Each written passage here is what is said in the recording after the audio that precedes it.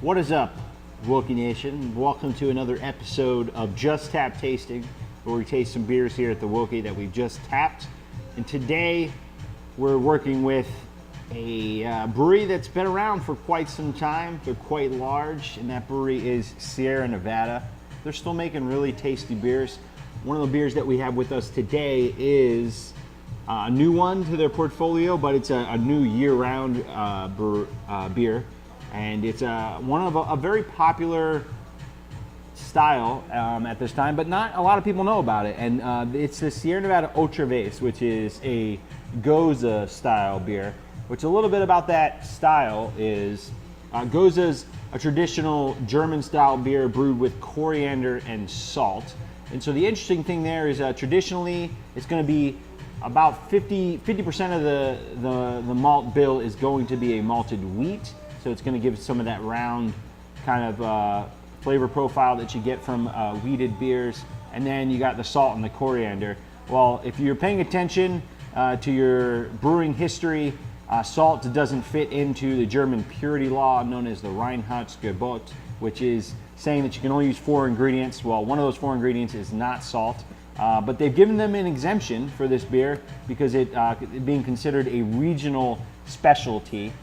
So even though it includes ingredients like coriander and salt traditionally outside of the 4 ingredients of water, malted barley, yeast, and hops, you can know that coriander and salt are not in that list. But they've given it an exception or an exemption for this beer, and it's become a traditional style out of Germany, Goslar, Germany, to be specific.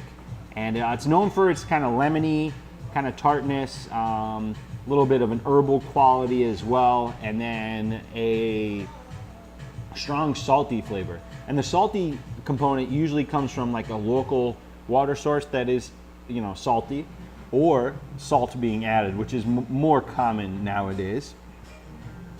And so today with this beer from Sierra Nevada, the Otra Vez, it is a prickly pear and grapefruit gose. So playing with some interesting fruit qualities to kind of tack on to that lemony kind of fruity quality that is already common in this beer. Prickly pear is from a cactus. It's a cactus fruit, and coming in at about 4.85%, which is pretty common for this style. As far as the color is concerned, it's like a hazy yellow.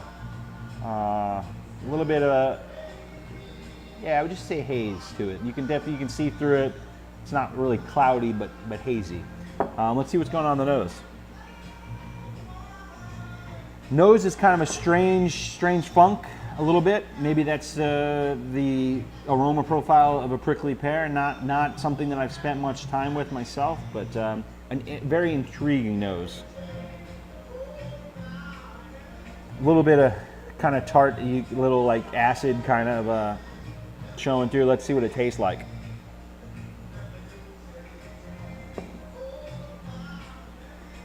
Definitely get that like lemon kind of quality, and you get like an interesting fruit quality as well. I'm guessing that's the prickly pear. I'm gonna try to find that fruit and eat it by itself. That'll kind of help me develop that palate, and yeah. I gotta learn more about prickly pear, but this beer is really great. You get a little bit of the salty kind of quality on the finish, but it's not too overwhelming. This beer is incredibly balanced for a gose. Sometimes this style can go really off the deep end, in one different direction or the other. It can be incredibly salty or incredibly acidic. And what I really enjoy about Otra Vez from Sierra Nevada is that it is balanced. Which I think is a cool thing in this style, because some people are using it as like to flex their assertive muscle when brewing this beer and just making it incredibly tart or incredibly salty. That makes it a little tough to drink one after another. And this beer really speaks to summer and this time of year, and I think that balance is also something that should not be overlooked. And I think they're doing a great job with that. Obviously, Sierra Nevada, like we said, has been in the game for a long time. And this beer really shows their expertise for sure. Yeah, just really refreshing, nice tart, a little bit of, you know, acidity. It's really good. I think that you should come in and drink one of these to learn about this style. Ask your bartender at the Wilkie what a gose is if you want more information, and enjoy one of these beers. I think this is a great place to learn about this style, or to kind of that gateway into that trend of sour beers. I believe the gose to be in the sour family of beers, and this one's a great starting point for many. Or just if you're into sour beers, this is great beer to have. Question of the day.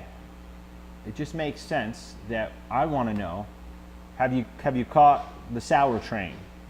Have you jumped on for a ride? And what was your first sour beer? So yes or no, have you had a sour beer yet? And if you have, what was it? What was the first one that got you hooked? My dad, you know, it's gone through this progression that a lot of people go through, but you know, IPAs, like really bitter IPAs, was where he thought he would stop. Thought never get into sours, and now he's slightly obsessed with sours as well. Cheers to you, Dad. Thought you'd never get there, but now you're there. Have you experienced that too? I bet there's a lot of you who have. Maybe you have. I don't know. Maybe in addition to sours, you would like to experience the share bear. Maybe you don't know about the share bear. Maybe you need to hit share and find out. Maybe you need to come to the Wilkie and have an Otra Vez with me. And I think that's what you should do. Cheers. Hey guys, thank you so much for watching. You're probably watching it one of two ways, either on YouTube, and if you are, thank you so much. Go ahead and click the subscribe button and look in the links below for what's on tap right now. You might be watching on Facebook. Awesome. Facebook's a wonderful place. If you could go ahead and click the share button down below, share it with your friends, and keep coming back every Monday, Wednesday, and Friday for new episodes of Just Tap Tasting, where we talk about all the deliciousness that we've tapped.